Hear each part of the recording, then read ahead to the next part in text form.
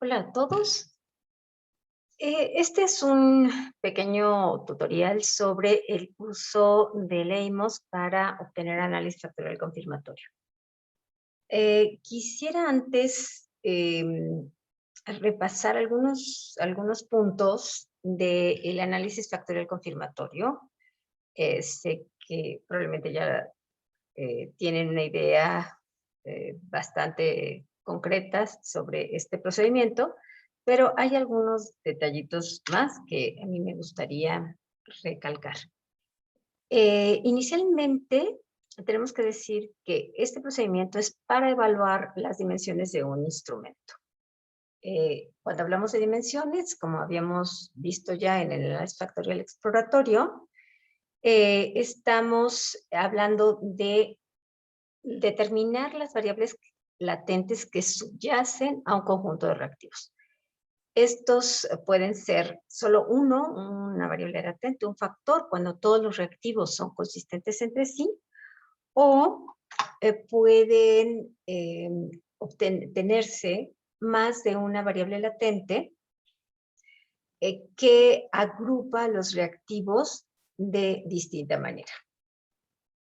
Lo que hace el análisis factorial confirmatorio es contrastar una estructura interna propuesta, digamos, desde la teoría o a partir del análisis factorial exploratorio, contra una estructura de los datos observados. Y esto da evidencia de validez de estructura. Si encontramos que no hay diferencia entre la estructura que planteamos teóricamente y la estructura observada, entonces podemos abonar más a la validez de la escala, específicamente la validez de estructura.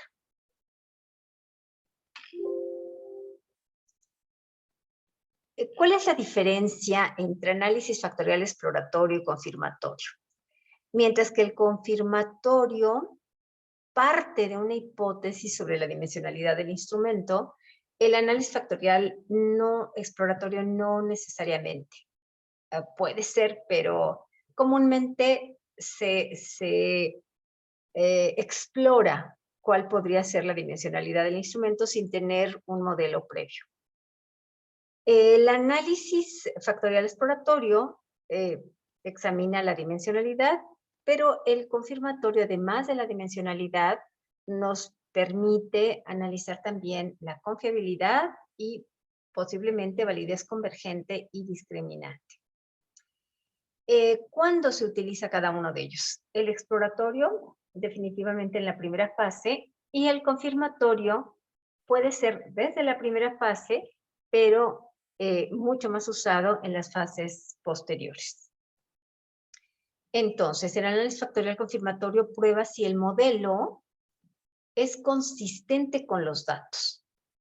Como decíamos, vamos a contrastar un modelo teórico hipotetizado, digamos, con los datos obtenidos. Y es posible también evaluar modelos alternativos. Un modelo con una estructura, otro modelo con una estructura diferente, y determinar cuál ajusta mejor a los datos observados. Respecto al tamaño de la muestra, que ya platicamos, hay muchos criterios. También lo decíamos antes. Aquí se proponen diversos tamaños de la muestra que van siendo cada vez más amplios en la medida en que vamos teniendo más factores. Las comunalidades entre los reactivos van siendo menos buenas y los indicadores por factor van siendo menores. En realidad, para que sea un factor tal, definido como tal, necesitamos 3 reactivos. Si son menos, no va a ser factor. Entonces, estos son algunos elementos a considerar para determinar un tamaño de la muestra. Como también ya hemos platicado, si tenemos buenas comunalidades, buenas cargas factoriales también. Y no tenemos muchos factores, sino que nuestra estructura tiende a ser más sencilla. Entonces, podemos trabajar con alrededor de 150 participantes, ¿no? Si tenemos demasiados, tampoco ayuda mucho. Alrededor de 300 está muy bien. El software que usaremos es Seimos, es un software derivado o que trabaja con SPSS y trabaja con modelamiento de ecuaciones estructurales con covarianzas. El programa calcula varianzas y covarianzas. Compara las varianzas y covarianzas obtenidas a partir del modelo con las obtenidas a partir de los datos, cómo se comportan los datos realmente, ¿no? El EIMOS tiene comúnmente requerimientos más complejos, hace parte de supuestos de distribución normal y tamaños de muestra altos. Su propósito es confirmar este planteamiento de estructura que hemos hecho teóricamente y usa modelos reflexivos de medición.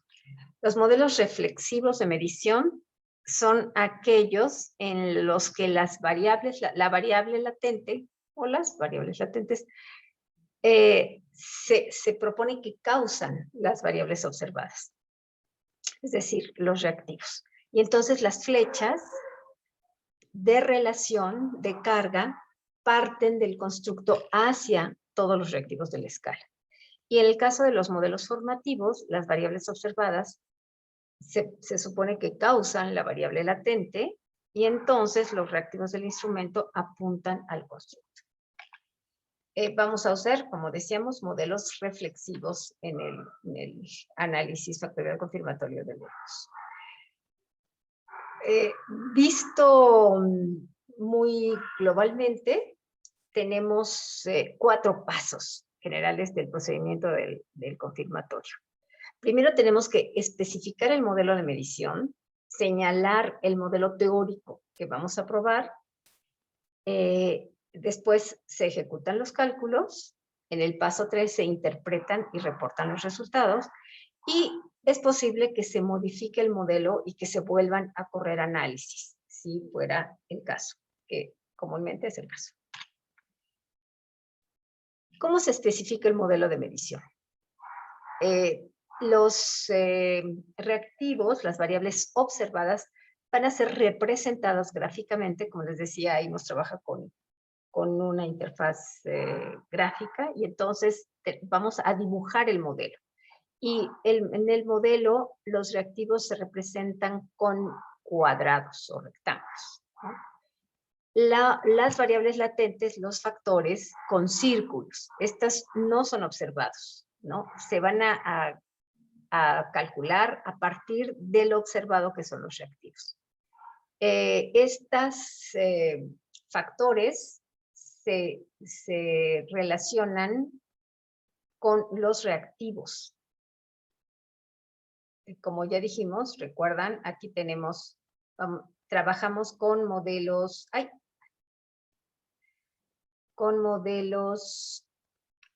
Dios mío, reflexivos, ¿no? Donde las flechas o las flechas de las cargas parten del constructo. Entonces, así las vamos a plantear nosotros acá.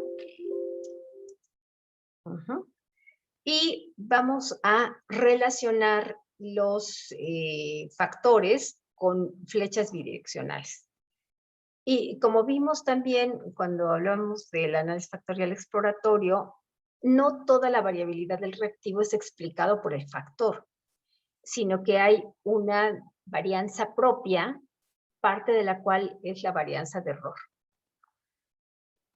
Claro, que se supone que es aleatorio. Entonces, lo que tenemos que hacer inicialmente es especificar este modelo, plantear este modelo. Para eso, pues vamos ya a irnos directamente a el EIMOS. Entonces, les voy a compartir una base de datos. Aquí tenemos una base de datos.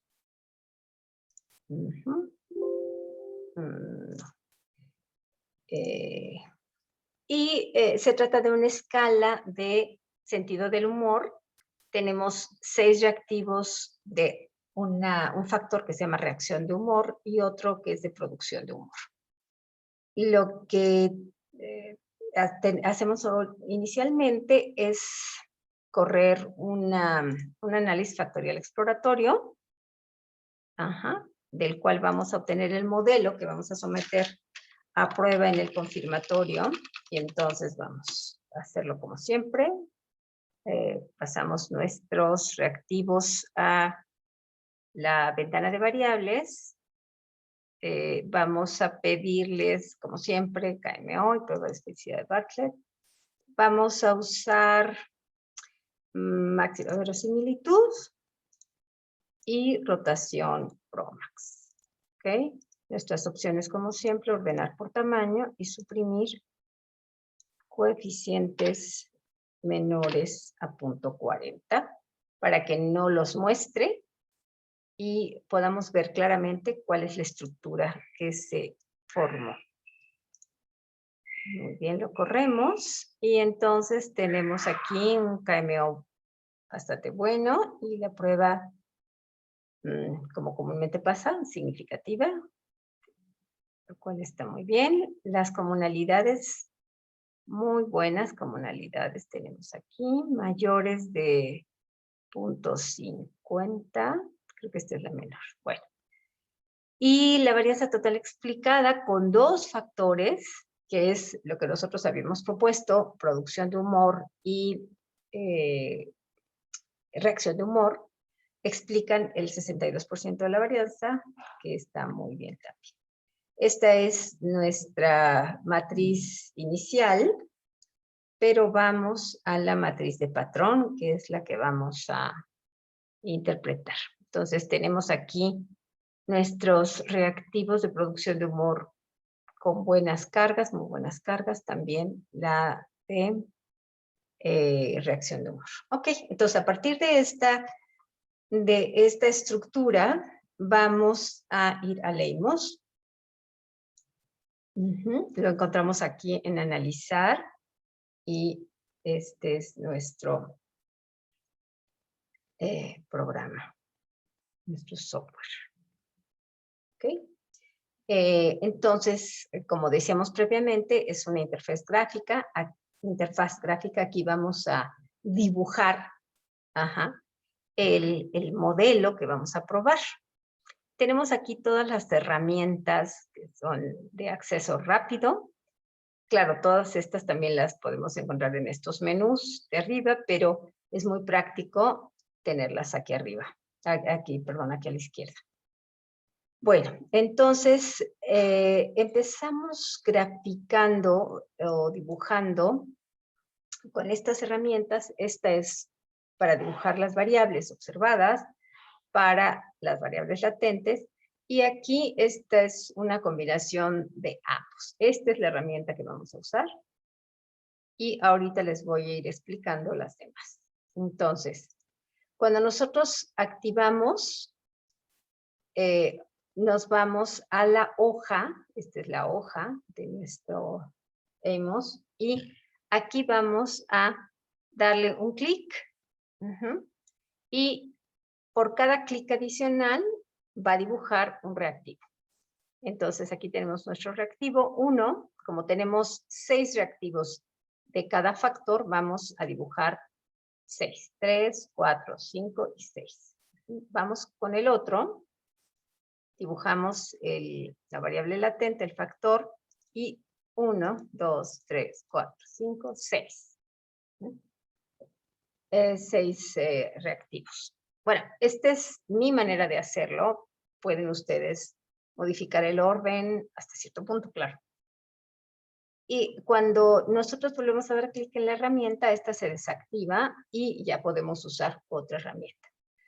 Pero antes de seguir adelante, tenemos que decirle al EIMOS de dónde va a obtener los datos para realizar el análisis. Y entonces nos vamos a este icono que nos va a llevar al archivo que necesitamos. Entonces, aquí le damos que nos busque nuestro archivo. Yo lo tengo acá. Y ya, aquí está, ¿no? Este no es el que yo quiero. Porque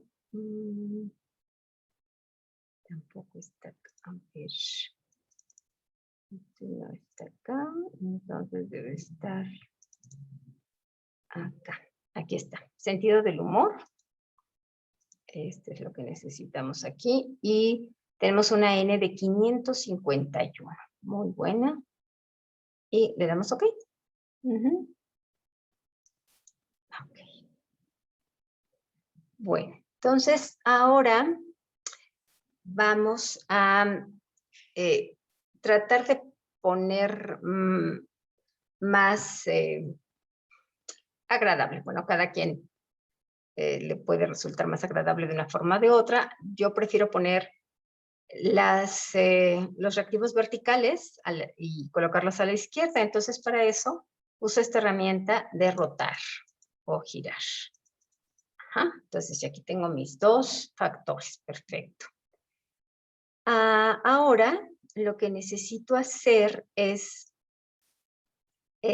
tomar de la lista de variables de mi base de datos, que está aquí en este iconito. Esta es la lista de las variables que hay en la base de datos. Y entonces yo voy a buscar aquí mis reactivos. Aquí están mis reactivos. Tengo R para reacción y P para producción. Entonces, para reacción, voy a... para producción necesito la P4. Entonces, simplemente la arrastro a el cuadrito. Tengo que fijarme que se ilumine con rojo para que caiga ahí el reactivo. Ahí está. Luego lo vamos a acomodar. No hay que apresurarnos. Después sigue el 2. Tengo aquí el 2. Tengo aquí el 2. Y sigue el 6. Busco el 6. Aquí está el 6. El 3 y el 5. El 3. El 5. Ay, ya me equivoqué. No, hasta el final el 1. El 3, el 5. Y al final el 1. Entonces checo 4, 2, 6, 3. 4, 2, 6, 3. 3, 5, 1. 3, 5, 1. ¿Ok? Muy bien. Vamos ahora con reacción de humor. Vamos a tener R2. Aquí está el R2. R6. R1. R5. R3. Y R4. Lo checamos. R261, 261, 534. 534. Perfecto. Entonces, ya nos quedamos solo con este. Este ya no lo necesitamos por ahora. Y lo que vamos a hacer es acomodarlo un poco mejor. A veces en esto es donde se tarda uno, en el acomodo. Cuando usamos esta herramienta, nos permite hacer todo con el factor. Lo que hagamos en uno de los elementos del factor se hace para todos. Entonces esto ayuda mucho para no tener que hacerlo con uno por uno. Y lo que quiero es ampliar esto un poco más, para que no estén tan apretados. Quizá mover esto. ¿Ven cómo se mueve todo junto? Y aquí también. Y voy a abrirlos para que no estén tan apretados. Ok. Pero si quiero mover algo individualmente, pues ya lo quito de aquí. aunque estoy pensando que lo vamos a separar un poquito. Y ahora lo que necesito hacer es reubicar el tamaño de los reactivos, porque si no me van a quedar muy, muy grandes y yo no quiero eso. Entonces me voy aquí con clic derecho, me sale esta ventana, a ver otra vez les voy a mostrar, clic derecho y elijo propiedades de los objetos, o sea, de cada uno de los elementos que tenemos aquí. Me da el nombre de la variable, que no lo quiero cambiar, no lo debo cambiar en realidad. Y lo que quiero es hacer una posibilidad es solo quedarnos con el nombre de la variable. Y entonces borro todo el label y nada más me va a aparecer aquí P4, P2, etc. Pero a mí siempre me gusta dejar por lo menos una parte del fraseo del reactivo, porque eso ayuda a entender qué es el reactivo. Hay reactivos largos que como no se ajustan muy bien a los tamaños y entonces en ese caso yo le corto un poquito aquí y le dejo puntos suspensivos. Me voy no tengo que cerrar esta ventana, me voy al otro. Ese está corto y lo tomo como modelo de tamaño para los demás, ¿no? El que sigue está bien, el que sigue también, pero el P5 sí está muy largo, entonces le voy a quitar hasta, me gusta bromear con las. Y el 1 está todavía más largo, le voy a dejar hasta el lado. Ok. Ahora vamos con los reactivos de reacción y es personas graciosas, yo creo que así le dejo. Me río de las ocurrencias de las. Este está muy largo también. Que pueden aquí, así, ¿ok? Bueno, les digo que pueden dejar solo el nombre de la variable o dejar un poco del fraseo si es que los reactivos son muy largos. Yo creo que con eso, en este caso, es suficiente. Cerramos. Y aquí hay un plugin que me va a reajustar, aquí está, reajustar las variables absorbadas. ¿Qué reajusta? El tamaño de los recuadros. Entonces vean cómo quedó, ya quedó. Pero claro, ahora los errores y las variables latentes nos quedaron adentro. Tenemos que moverlas. Para eso usamos el carrito. Y como les decía, como tengo activada este icono, entonces con que mueva una, ya se van a mover todos para acá. Eso. Y ahora sí, quito esto para poder mover esta. Ay, que prefiero. Con este dedito me va a marcar solo una cosa específica.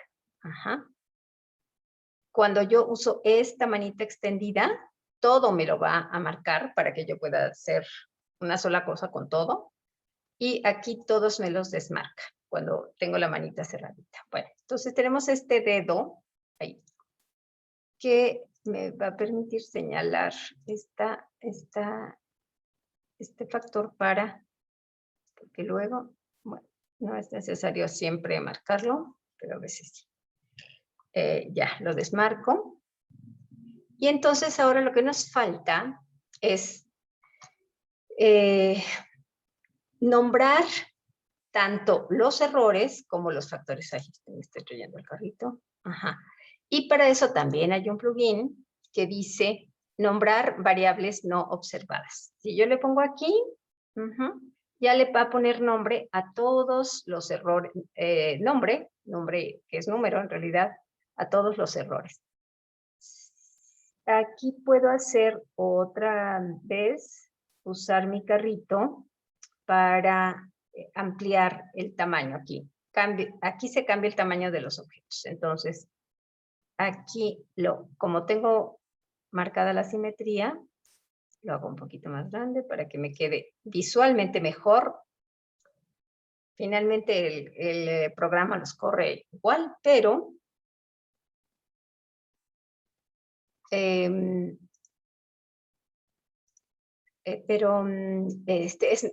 es más, visualmente es mejor.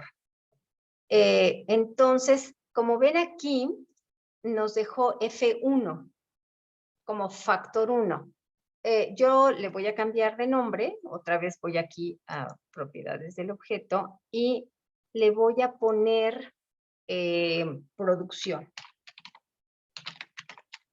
Ay, tengo todas las mayúsculas. Ajá, producción de humor le puedo poner. Puedo aquí cortar esto para que me quede más centradito.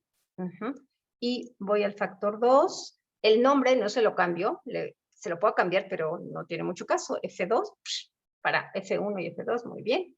Pero visualmente para el modelo que tenemos y para entender qué es lo que está pasando, le voy a poner aquí también el otro nombre del factor, que es reacción de humor. Muy bien, entonces ya quedó. Como ven, me quedó un poco chiquito la elipse. Y entonces voy a, con esta herramienta otra vez, hacerlo un poquito más grande. ¡Ah, qué bonito! Eso, muy bien. Creo que este quedó demasiado grande. ¿No? ¿Qué tal? Así está mejor. Muy bien. Ahora, nos hace falta todavía una cosa más, que es hacer la relación entre establecer la relación entre los factores. Podemos hacerlo, en este caso, como son solo dos, entonces lo podemos hacer, digamos, manual, con esta flecha bidireccional, pero cuando tenemos más, es muy cómodo hacerlo con un plugin que es también draw covarianzas. Entonces, aquí le marcamos draw covarianzas, pero para eso tendríamos que señalar, marcar las que queremos que relacione. Entonces, vamos al plugin y aquí marcamos draw covarianzas y ya nos hace la covarianza. Vamos a desmarcar todo. Y ya está. Como ven, quedó un poquito salido nuestro modelo de la hoja. Tampoco pasa nada, pero para que quede más ajustadito, digamos. Entonces vamos, si nos equivocamos, en realidad no es equivocación, pero aquí ya nos reajustó el tamaño y a mí ya no me gustó mucho, entonces me regreso.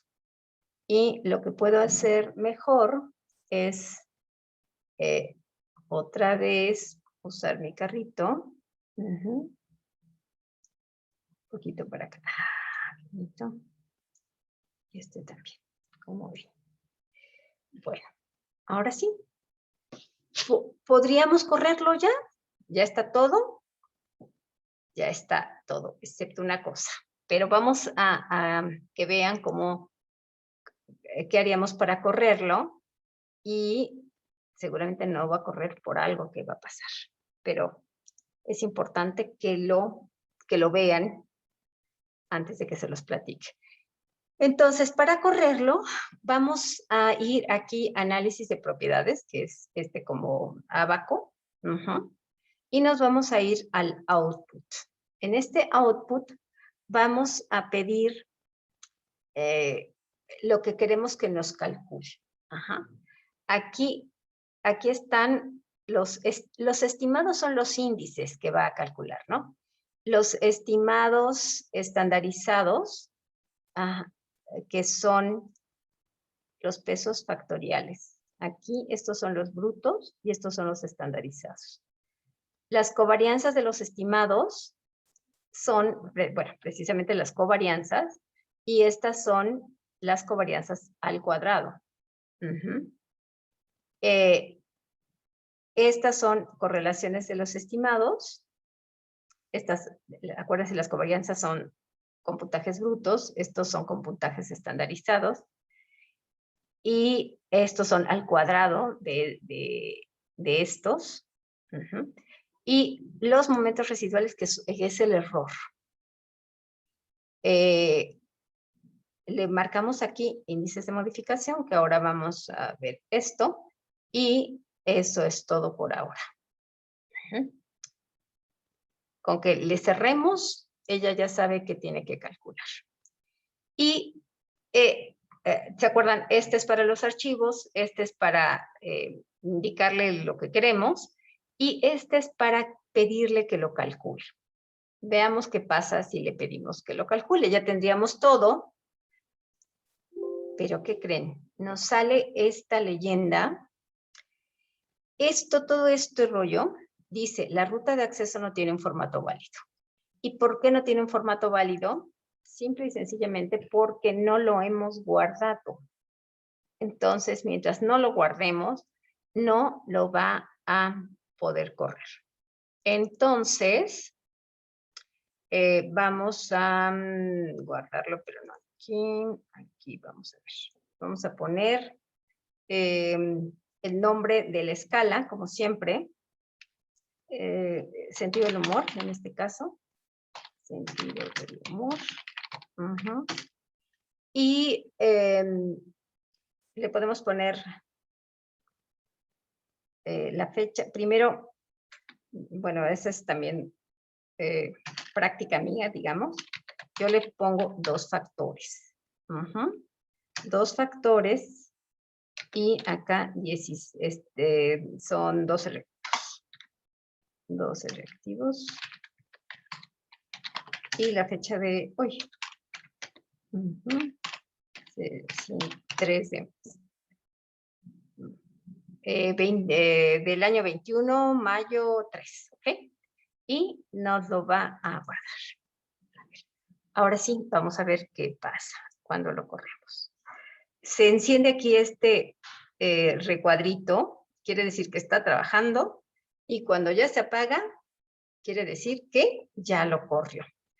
¿Y dónde lo vamos a ver? Lo vamos a ver en este que dice ver texto, o el texto de todos los análisis que hizo. Entonces, aquí ya tenemos estos análisis que hizo. En estas notas para el modelo nos dice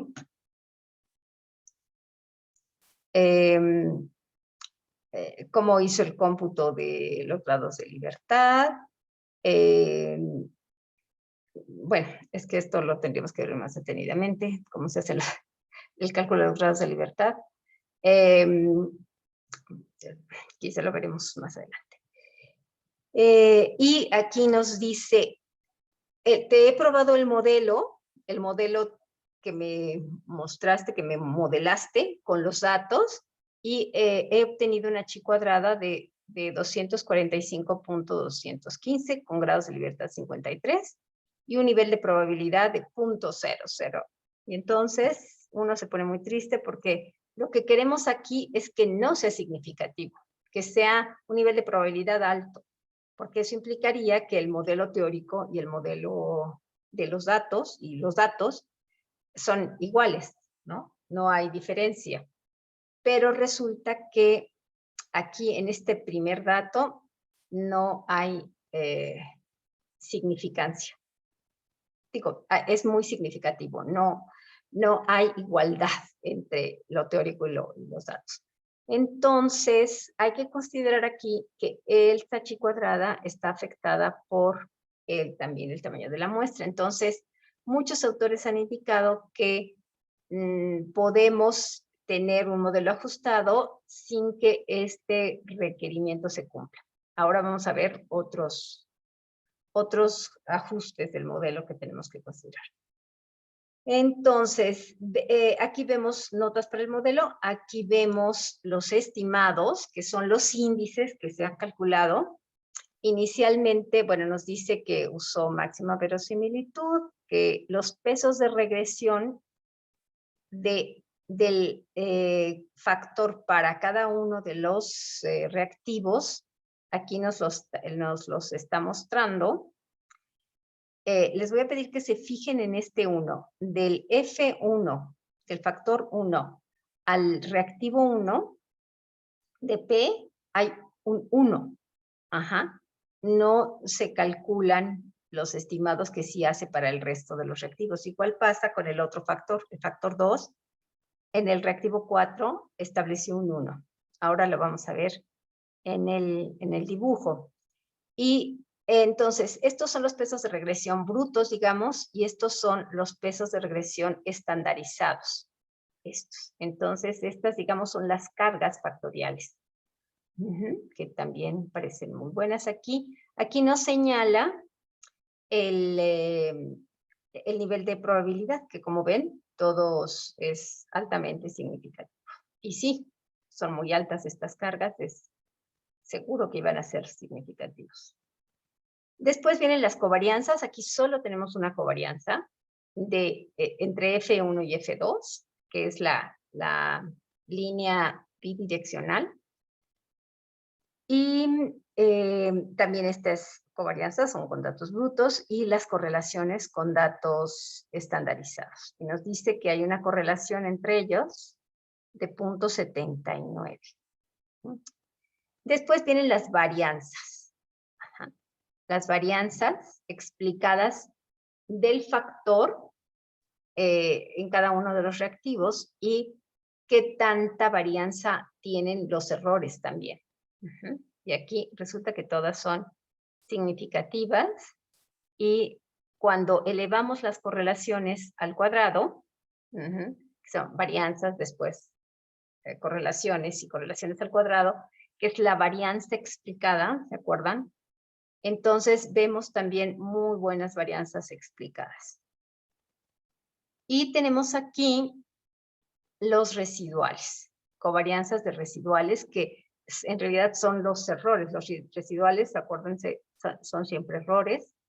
Entonces, vamos a ver esta matriz de covarianzas residuales estandarizadas. Acuérdense que es difícil ver las covarianzas porque está en las métricas usadas para los reactivos, pero es mucho más fácil ver las residuales estandarizados. Entonces, a esta vamos a regresar un poco más adelante. Y finalmente están los pesos de factoriales para cada factor por cada reactivo. Bueno, esto mismo, bueno, casi todo, no todo, lo podemos ver en nuestro esquema, ¿no? En nuestro modelo. Cuando nosotros le ponemos aquí estimados estandarizados y le marcamos este rojito, que es para que emerjan, nos los va a presentar aquí. Y todos aquí estamos los datos, pero son, acuérdense, no estandarizados, que son difíciles de ver. Pero los estimados estandarizados, esos son mucho más fáciles de ver y nos los pone también aquí. No es que sean fáciles de ver, son fáciles de interpretar, ¿no? Porque están en una escala a 1, ¿no? Y entonces podríamos ver cómo interpretarlos. A veces las líneas no permiten ver los índices, los estimados, y entonces lo que podemos hacer es moverlos con esta herramienta. Entonces los movemos. Porque finalmente cuando hacemos un reporte de análisis factorial confirmatorio, incluimos este gráfico, entonces pues lo que queremos es que quede muy ordenadito y fácil de ver. Entonces aquí estamos. Y ya, vemos cargas, ya las habíamos visto en el output, ¿no? Cómo están todas muy de un buen tamaño, digamos. Y estas son las varianzas explicadas por el factor sobre el reactivo. Y todo lo demás puede ser error. Bueno, entonces ya queda esto. Y regresamos al output. Y ahora sí, vamos a ver cuáles son los índices de ajuste. Como saben, hay muchos índices de ajuste, pero hay unos que vamos a ver básicos, ¿no? Uno de ellos es este que ya habíamos visto, la chi cuadrada C-min es la chi cuadrada de F, los grados de libertad, y lo que usamos para determinar, porque la P ya dijimos que varía mucho dependiendo del tamaño de la muestra, en fin, mientras muestras más grandes va a ser más significativo, pero lo que se usa es dividir, como ponderar la chi cuadrada, y la dividimos entre los grados de libertad, ¿no? Y aquí tenemos un límite de 3, lo cual quiere decir que esta chi cuadrada sobre grados de libertad está muy alta, no cumple los criterios. Entonces, este es uno de los índices que tenemos siempre que reportar. Después está este, que es un índice de error, pero este es un índice de error bruto. Tenemos que buscar el estandarizado. No nos lo va a dar aquí, ahora les voy a decir dónde lo obtenemos. Vamos a reportar el GFI y siempre el CFI, que es un índice comparativo. Podríamos también reportar estos, pero lo que nos interesa mucho más es el CFI y probablemente el GFI a veces, ¿no? O unos reportan todos en realidad. Si uno está bien, es muy probable que los demás estén bien. Aquí necesitamos índices mayores de 9. El SRMR, ahorita regresamos con ese ya que lo obtengamos, pero algunos lo marcan como límite el 0.08, otros el 0.06. En fin, claro, hay que ser, mientras más estrictos seamos, pues mejor. Y el REMSEA, que es otro índice de error. El límite es 0.06, dicen unos, 0.05, dicen otros. Y este es el límite, este calcula un intervalo de confianza para este índice de error. Y el límite, la P tiene que ser también mayor a 0.05. Y en este caso, no estamos encontrando eso. El CFI debe ser mayor de 0.95, está como que en el límite. Ajá. Pero en realidad no tenemos así muy buen ajuste, pues no tenemos. Entonces, lo que tendríamos que hacer es regresarnos a los estimados y ver si hay alguno que no sea significativo, y no todos son significativos. Entonces, tenemos que ver los residuales estandarizados. Aquí lo que queremos es que los errores sean muy pequeñitos, que sean cercanos a 0. Pero lo que estamos viendo es que aquí hay un reactivo que probablemente tenga problemas porque tiene índices arriba de 1. Pero no, en realidad no es este. Vean cómo tiene uno aquí, uno aquí, uno aquí. Aquí tiene dos, aquí uno, uno, uno. ¿Sí? Porque nos vamos con el P4.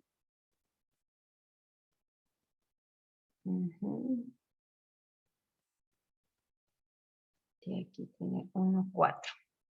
Entonces, vamos a observar este reactivo porque probablemente esté influyendo, tiene tanto error que esté influyendo en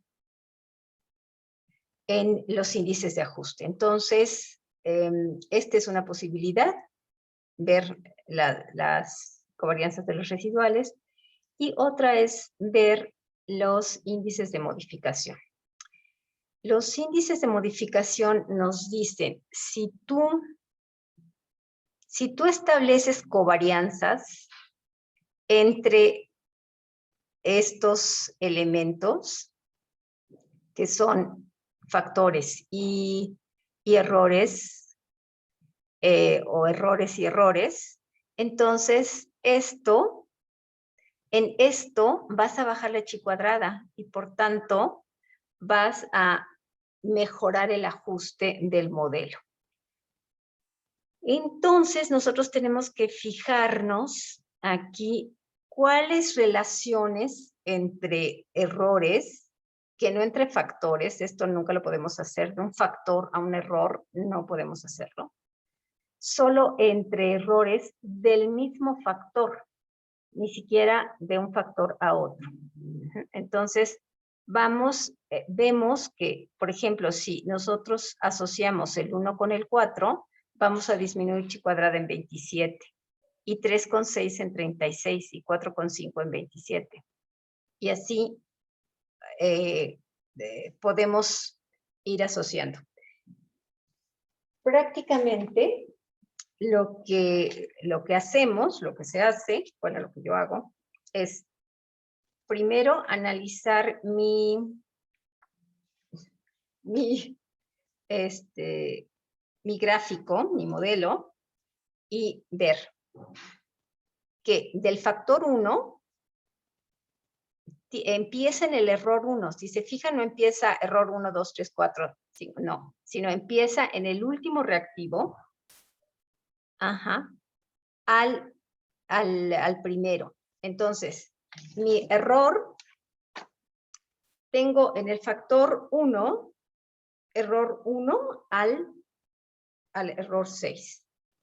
Y en el factor 2 tengo, otra vez empieza desde abajo, desde el último, el E7 al E12. Como les digo, no podemos asociar factores con errores, ni errores de otro factor. Entonces, solo tenemos posibilidad de asociar dentro del mismo factor.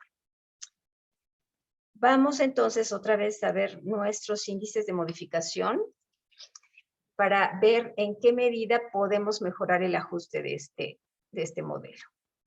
Y empezamos siempre desde abajo. Si ven, aquí empieza el reactivo 1 con el 3, el 1 con el 4, el 1 con el 6, así. Y después va el 2, y después va el 3, el 4, 5, así, hasta el 9, ¿ok?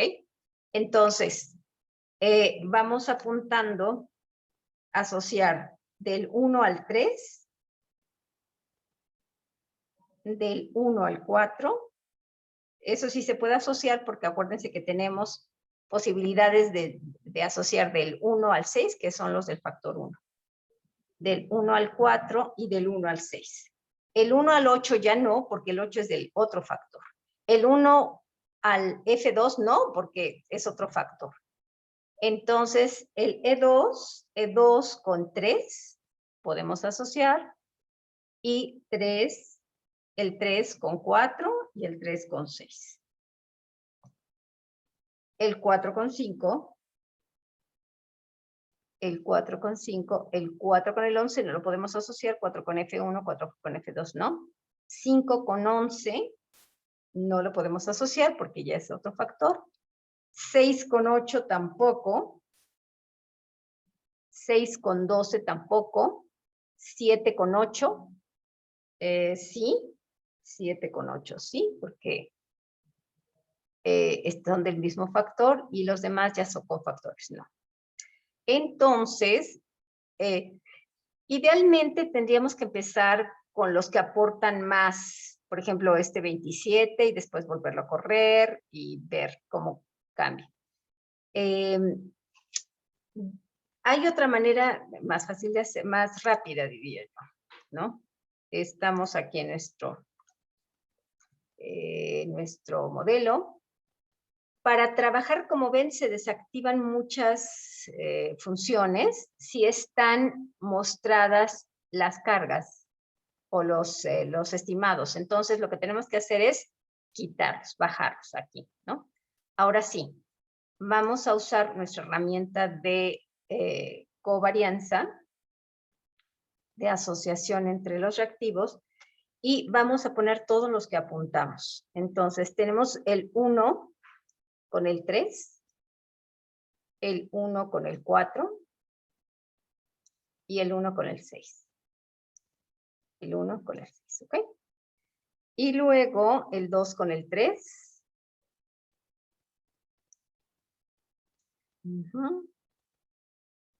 El 3 con el 4. El 3 con el 6.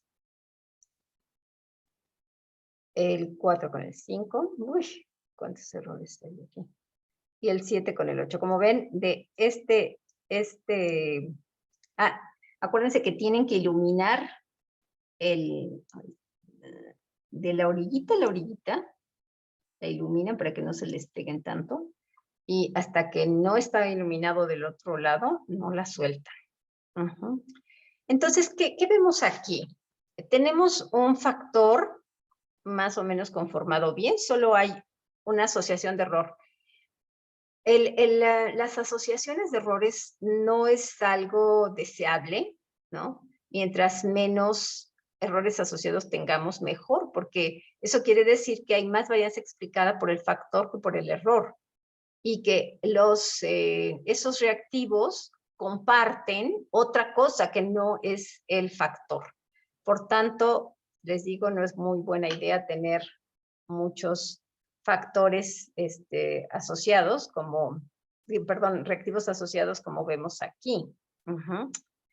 Bueno, como ejercicio lo vamos a correr para ver qué pasó con los índices de ajuste al asociar todos estos factores.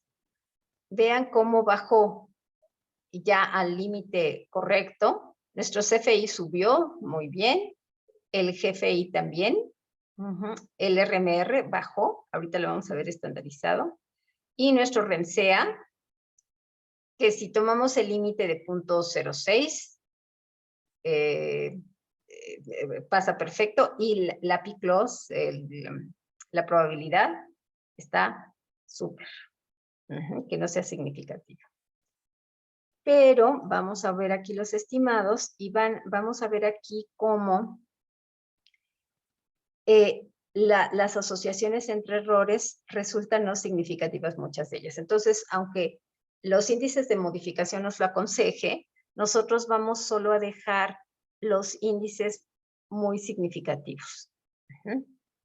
Y vamos a ver aquí qué pasó con nuestro reactivo que teníamos en capilla.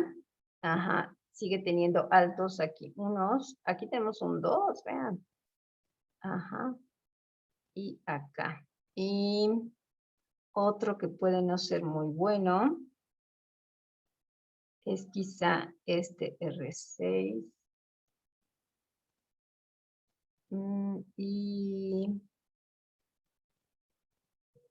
Pero no, el que verdaderamente no ayuda, digamos, es este P4.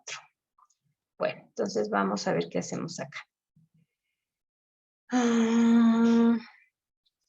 Lo que vemos aquí es que, vean, este reactivo, el P1, tiene muchos errores asociados con su error. Entonces eso no es para nada bueno y probablemente ayudará más si lo eliminamos.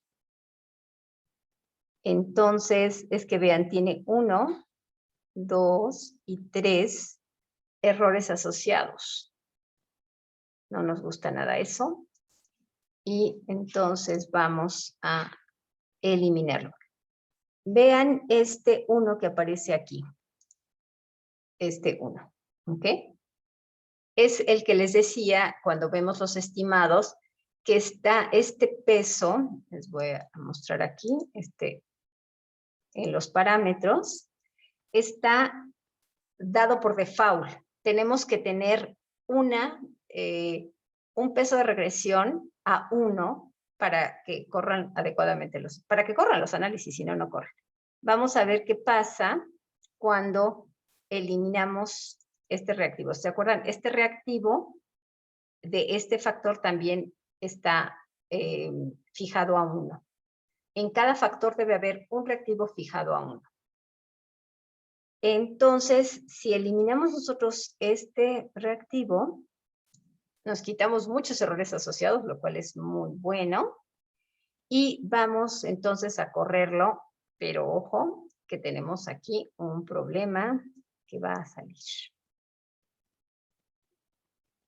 Ya lo corremos y vemos el output. Y nos dice, este modelo no está identificado, ¿no? Probablemente es necesario imponer una restricción de 1. Y efectivamente, puesto que quitamos el reactivo, nos volamos también el peso. Entonces, vamos a ver que al siguiente le vamos a poner la restricción a 1. Ahora sí, vamos a ver cómo nos corre. ¿Y qué pasó con nuestros índices de ajuste? ¿Se acuerda que teníamos 2.70 y tantos?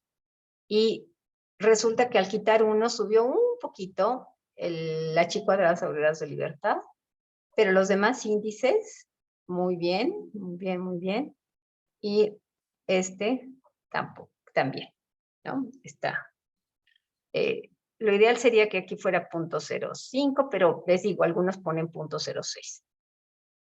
Y volvemos a los estimados y vamos a quitar, porque vean, estos no son tan altamente significativos, vamos a quitar el 2 con el 3 y el 4 con el 5, porque no tienen tantas estrellitas, no son tan significativos, entonces dijimos el 2 con el 3 y el 4 con el 5. El 2 con el 3 y el 4 con el 5. Y 4 con el 5. Lo corremos nuevamente. Y vemos cómo quitaron los índices. Ah, y aquí nos subió, ¿no? Nos subió Lo demás está bien. También el REMSEA nos subió. Entonces, vamos a tener, lo hubiéramos hecho 1 por 1, no al mismo tiempo. Vamos a ver los índices de modificación acá. Y resulta que el 2 con el 4 baja 14. Y quitamos, y le podemos poner 2 con 6.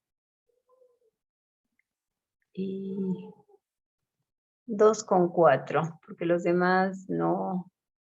Acuérdense de verlo de abajo para arriba. 2 con 4, quizá 2 con 6. Y ya, no hay más. Entonces, acá. 2 con 4. Y vamos a correr.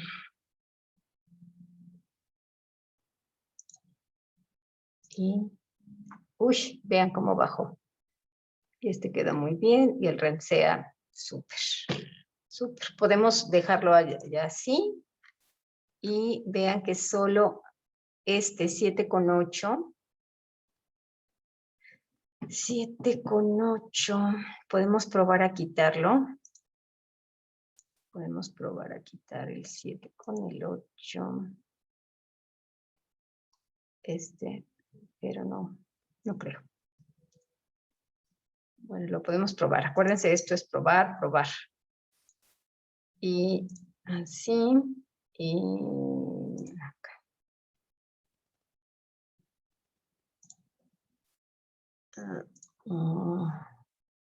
Quedó bien, quedó bien, quedó bien. Pero el REMSEA subió un poquito.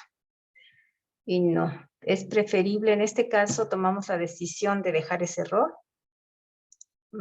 porque el REMSEA se nos subió de 0.05 y lo queremos tener en 0.05.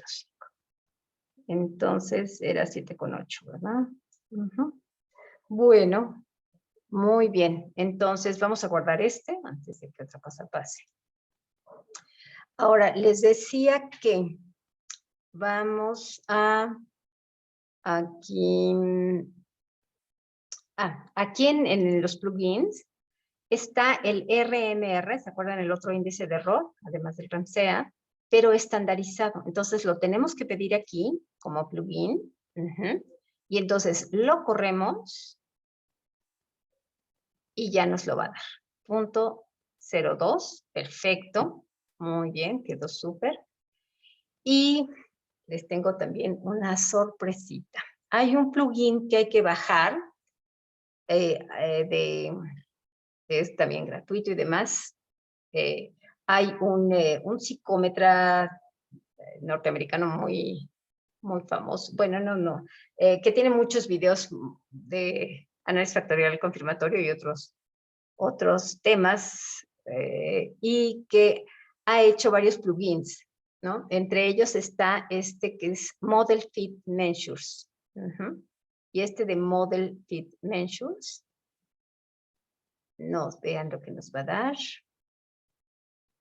Se va a abrir una página en internet y nos va a decir, de acuerdo con estos criterios de corte, que son de Hugh y Bentler, nuestro logro es excelente, ¿no? Porque el CMIN debe ser menor de 3, el CFI mayor a 95, el SRMR 0.08 y fue de 0.029, el REMSEA, les digo, Hugh dice 0.06, otros dicen 0.05.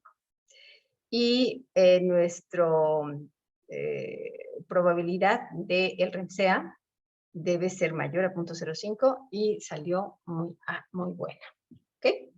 Entonces, a veces resulta muy práctico usar este plugin para rápidamente ver cómo van los índices de ajuste, pero bueno, el output pues es lo que debemos hacer. Entonces, este es nuestro modelo final. Como ven, perdimos un reactivo aquí, bueno, perdimos con desapego un reactivo, pero ajustó bastante bien. Tenemos estos errores asociados, ojalá que no los tuviéramos, pero pues de cómo estaba, aquí quedó mucho mejor.